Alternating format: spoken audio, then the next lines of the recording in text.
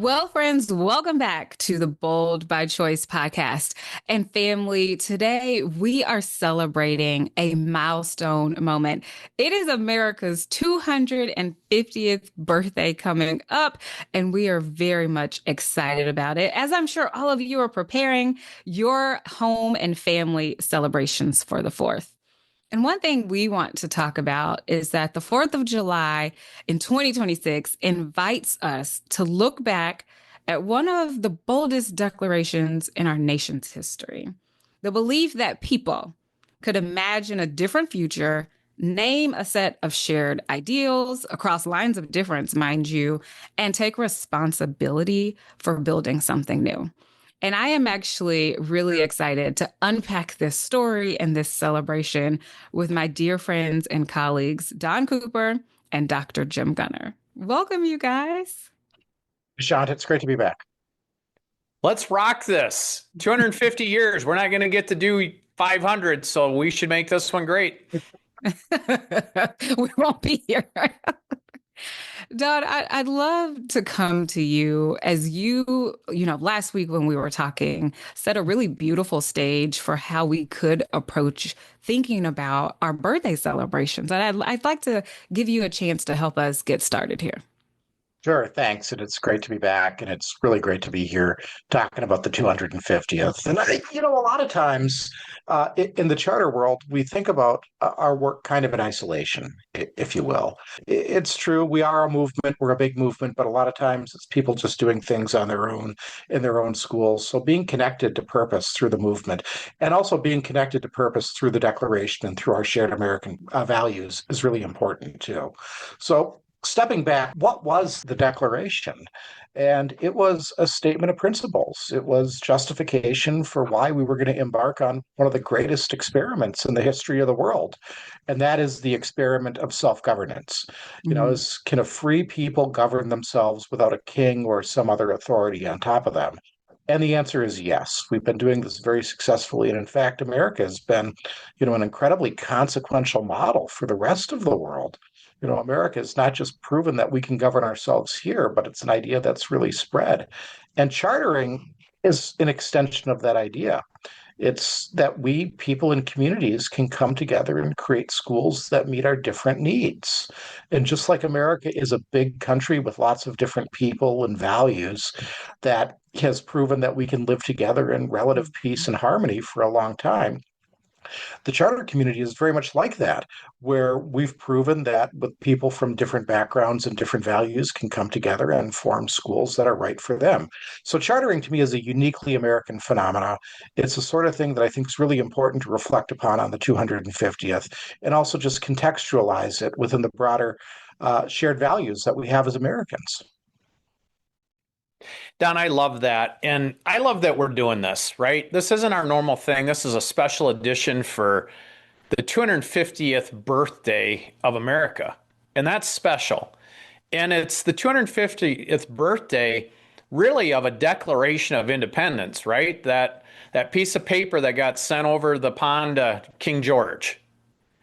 And once that was declared, it did not make it so. What it said is, we believe in this so much, we're willing to bet our lives on it, because that's exactly what they had to do. They had to take a group of colonists, farmers, peasants, and go up against the greatest military in the world at that time, the British regulars. And so they had to feel some conviction in order to send a declaration like that. Fast forward, 12 years, Don? And then they're signing a constitution that talks about we, of, by, and for the people, right? And that's what we're talking about here today. Education, charters, the movement. It's of, by, and for the people. Why? Because we believe in human flourishing and because we want freedom to preserve. And we think education is one of the greatest ways to do that.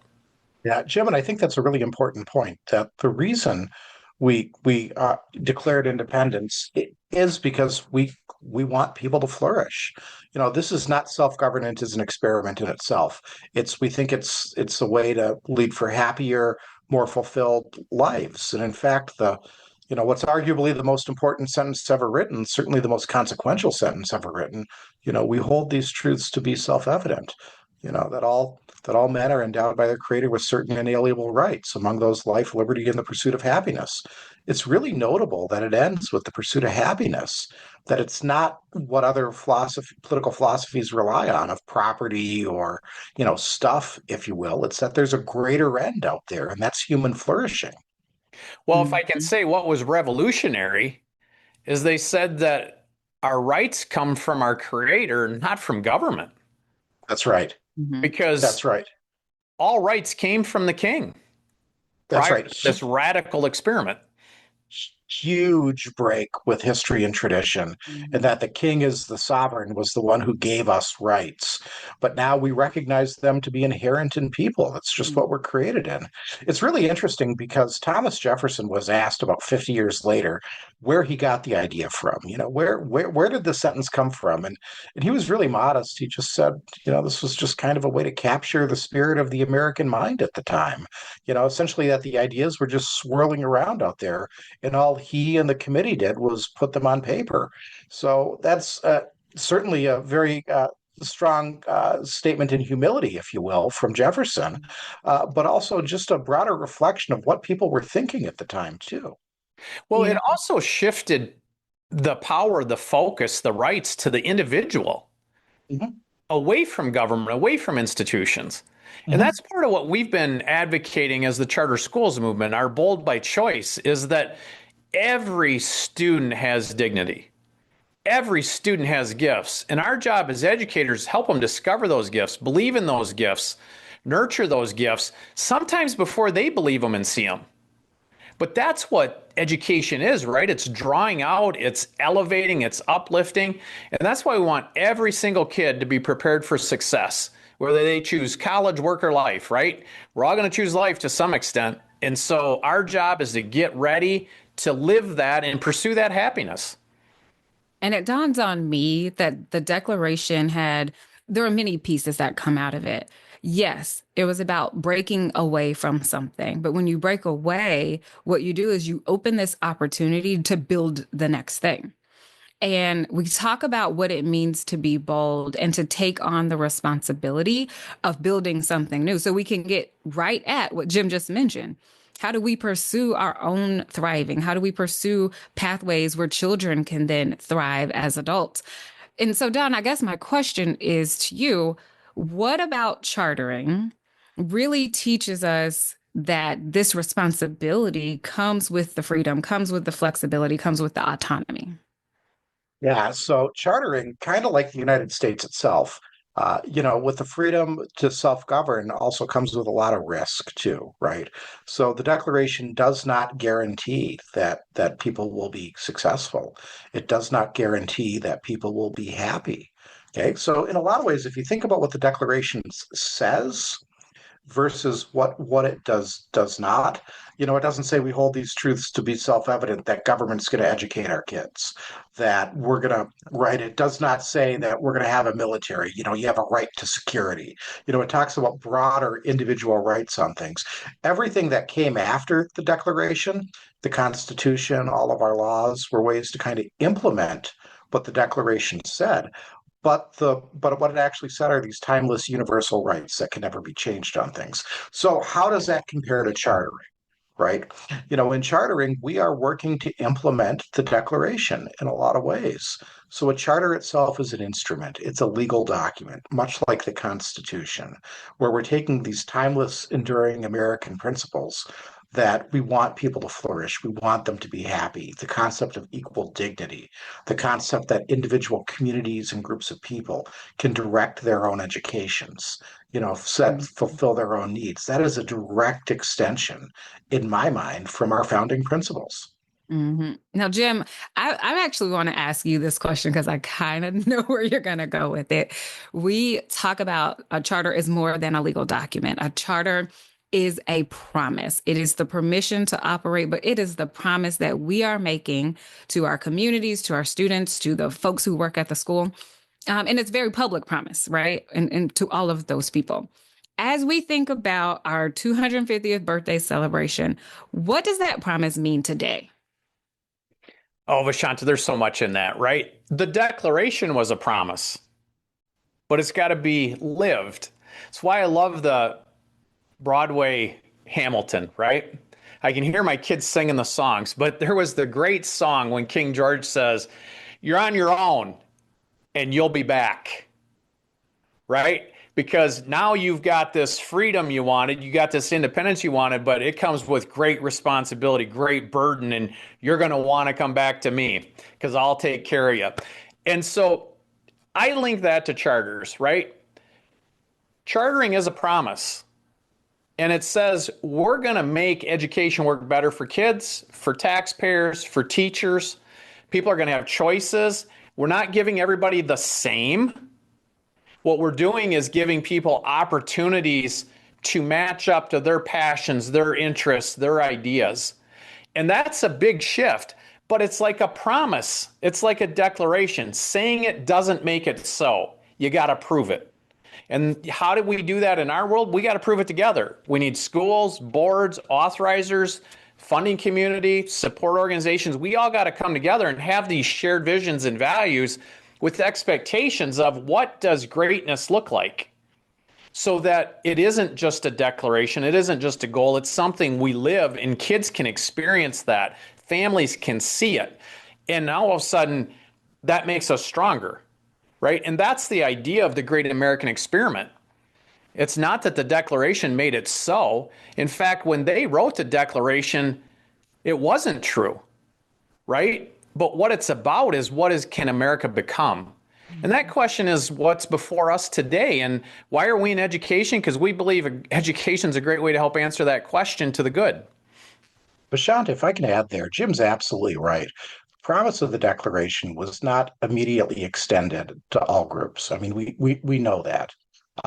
And it's something that over the last 250 years, we've been working to become a more equitable, a more inclusive. We've been working to extend that promise to more groups. And we still have a lot of progress that we need to make too.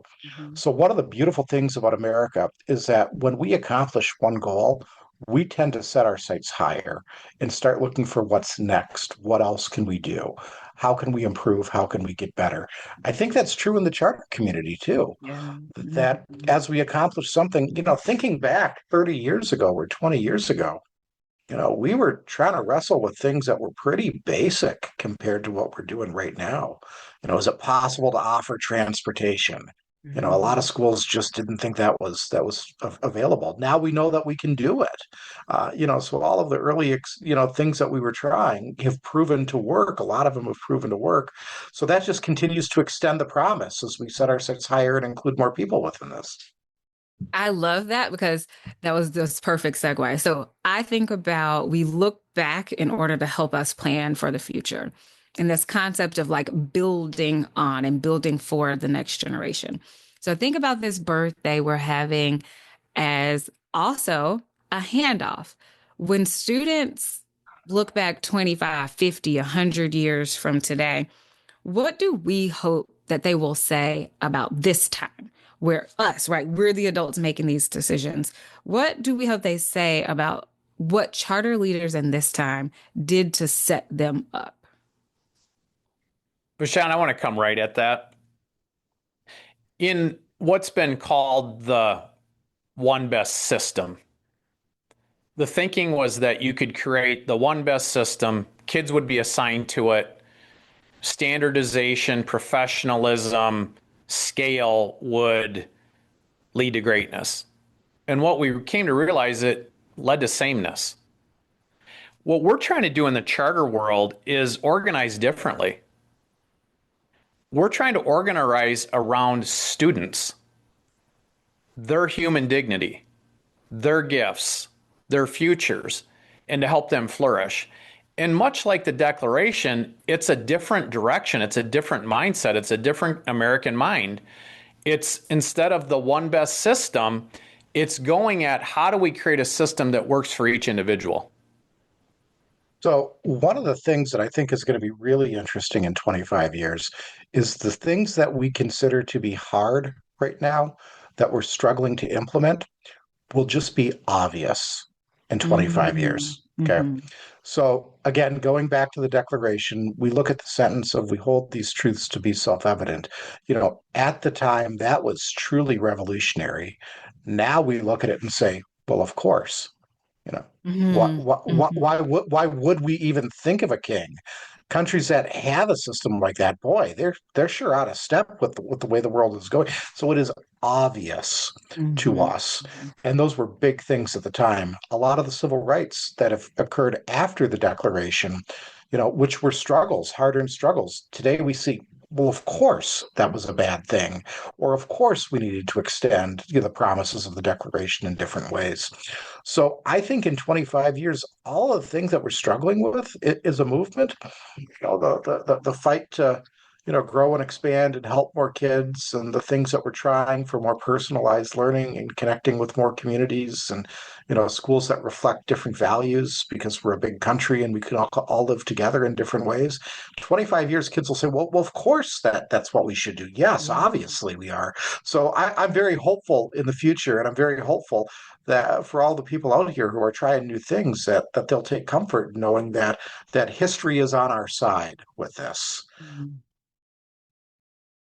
It also strikes me, you guys know we're a movement, not a sector.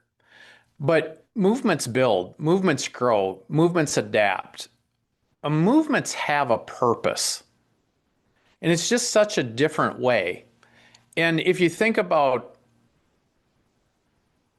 issuing a Declaration of Independence to the mightiest army in the world and being willing to die for it, you got to believe in something, right? It's purpose.